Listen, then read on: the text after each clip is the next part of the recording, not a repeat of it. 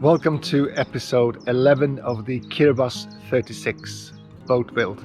In this episode I am finalizing the cleats, among other things. I'm pushing a couple of areas forward, as well as I am looking at stage 15 of the cost tracking. Stage 15 is the keel pivot clamps, so the actual clamps that holds the keel in place and allow it to swivel.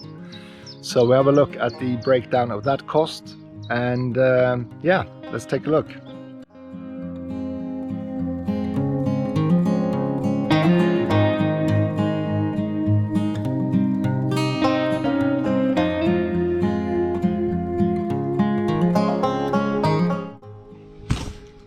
Time to drop off the cleats for final welding. So it's going to be nice to get that done.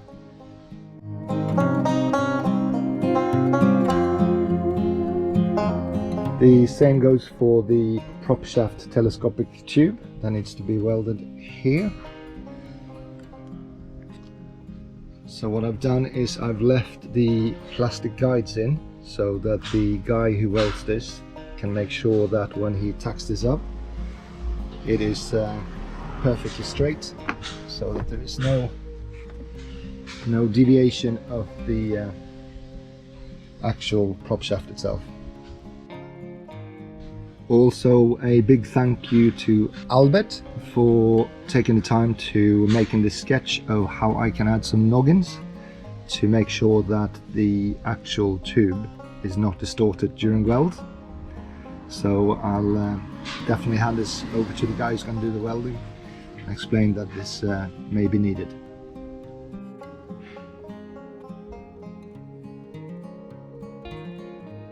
I have picked up the propeller shaft tube, and this is now welded to the cutlass bearing housing, and I am really happy with this weld. It is a root weld under this, and then this top weld, and it's not sticking out too much, so the whole thing will fit into the actual propeller skeg. And I also realized that it's not this weld that will take most of the centrifugal forces, but this part will actually be also welded to the skeg itself. So it will be this weld here that probably will take most of that those forces. So yeah, really happy with that. One thing to tick off. The last thing I'm going to do is get a couple of smaller bolts here, and I've spoken to the designer Louis, and the idea is that you drill in a little bit into the cutlass bearing itself, so that when you put this little bolt in, it will then hold the bearing in place without putting any pressure on the actual bearing. So I'm happy with that solution as well.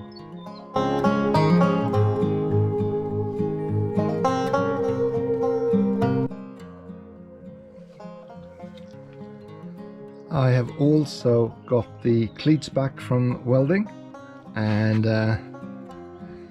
don't know about you, but look at these chunky monkeys. And I'm pretty sure you could find cleats cheaper if you bought them off the shelf, but you will never buy something like this off the shelf. This is going nowhere, and if you look at the bottom, it's also been welded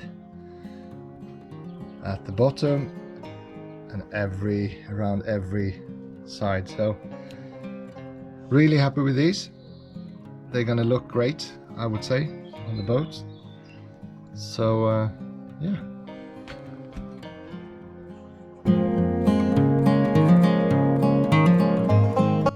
I thought I'd talk a little bit about the material sourcing. I use a company called SSA, Shropshire Stainless and Aluminium. And I look at my drawings, the build plans. I'll work out the diameter or the size of plate that I need, and then I just send them an email and ask for a quotation. If I'm happy with the quotation, I then put an order in, and then I simply go and pick that order up as soon as it's been cut up for me. So it's very straightforward. It's an easy process, and there's not much to it really. One thing that can help you save time is that I wasn't aware that they would actually cut things up into pieces for you if you ask for it. So if you need 10 lengths of a rod, for example, you might as well ask them to cut it up for you rather than cut that rod yourself. So that's a little time saver.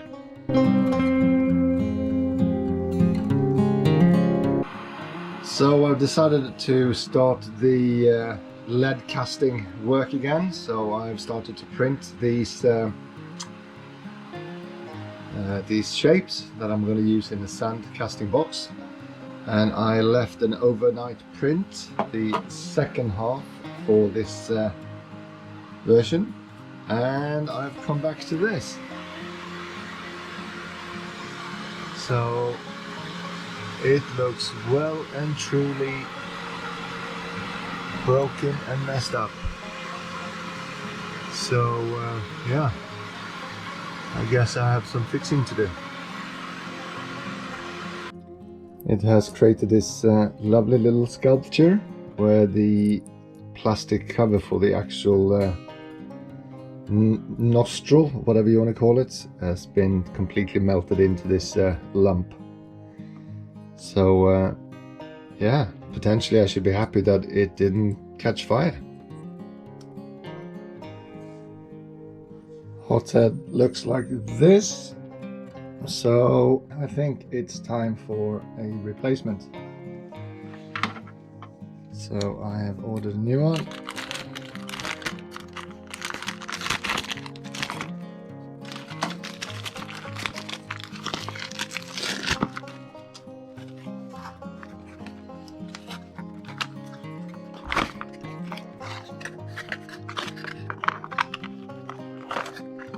So this is not Bamboo Labs official hothead, so I'm not 100% sure how that's going to work, but for the price difference I am willing to take a chance.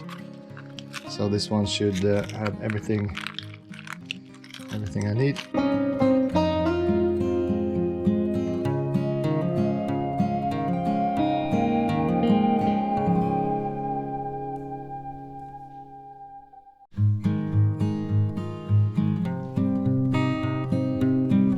Okay, so it's now back together again, but it's still, after test print, struggled to adhere to the build plate. So I think I need to get some acetone or whatever you use to clean off the build plate. I think it's gone a bit dusty and dirty. Or it's just basically that I am running the build plate and the heating nozzle on the wrong temperature. Well, I don't think it harms to clean it off. And we're back in business again. Woo! Little test piece. I'm gonna attempt another 7-hour print and hope for the best.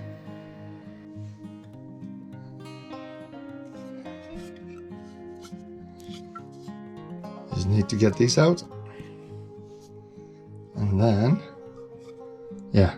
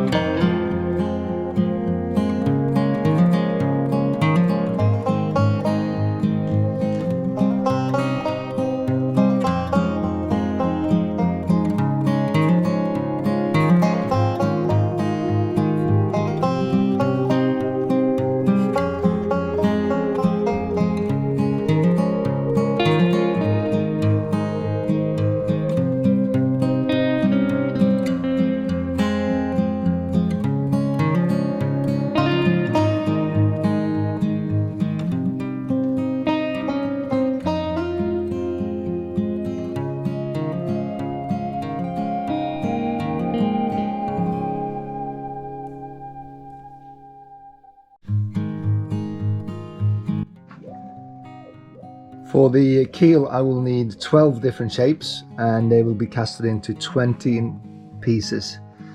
As each of these can take up to 6-7 hours to print, you can do the maths. It will take me a couple of days or a few days, maybe even weeks.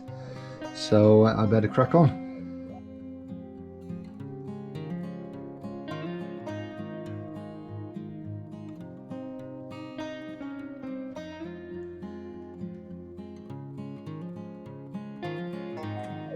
To be continued.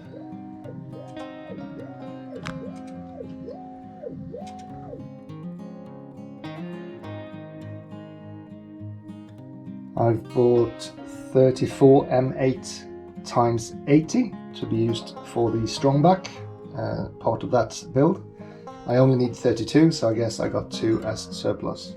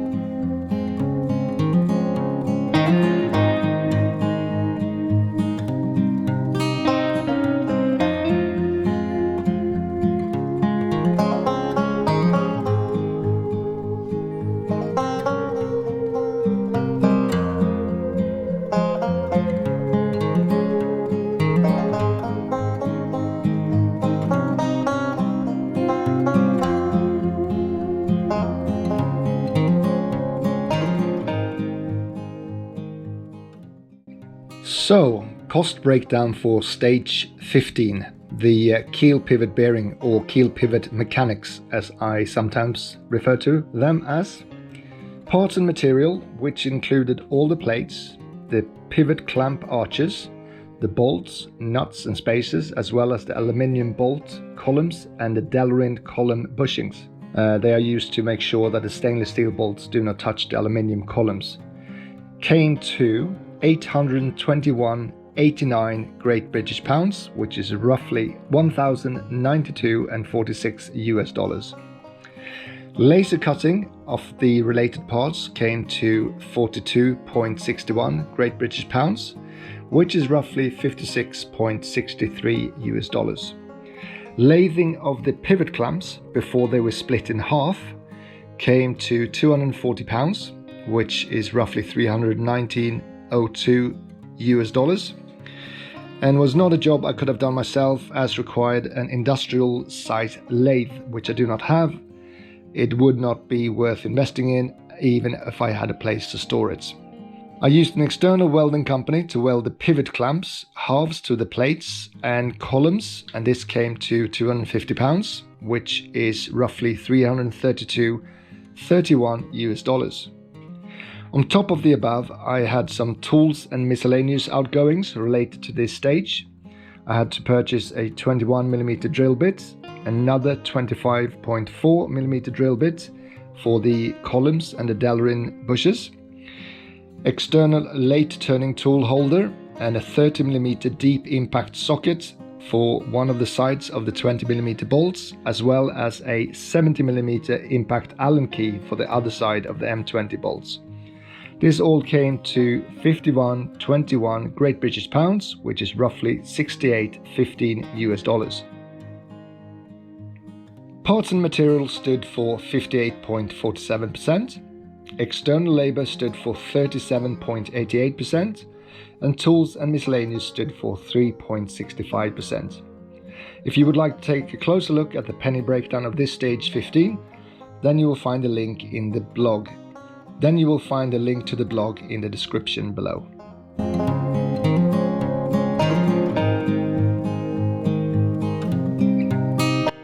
Conclusion. The total cost of the boat build stage 1 to 15 has now reached 10,870.54 Great British pound, which is around 13,235.87 US. Of this total cost, build plans excluding the CNC files and material is only 5,181.48, roughly $6,367 US, and represents 52.33% of the total cost so far. In other words, if you had all the tools you need and did not rely on any external services and decided to hand cut parts, you will have saved yourself around 50% compared to my build so far. From a personal experience, anyone wanting to build by lofting, that is cutting parts by hand from sheet, would have to be very skilled and have a lot of spare time on their hands. It would personally not work for me, as I have a daytime job, and that is why I also got the CNC files and rely on external laser cutting. Hopefully this cost calculation will aid you in your own build if you decide to take the plunge. If you would like to take a closer look at the penny breakdown of this stage 1 to 15, then you will find the link to this Google document in the description below. Thank you for watching episode 11 of the Kiribati 36 boat build. As usual, if you have any comments, any concerns or any improvements that you think I can do, then stick them in the comments and I will respond within 24 hours. If you're new to this channel, feel free to subscribe, and it's good for you guys to know that I have a playlist for the boat wiring itself and also a dedicated playlist for the motor build. If you're interested in any of those, it might be a reason to subscribe as well. Until next time, have a good week and I'll catch you soon.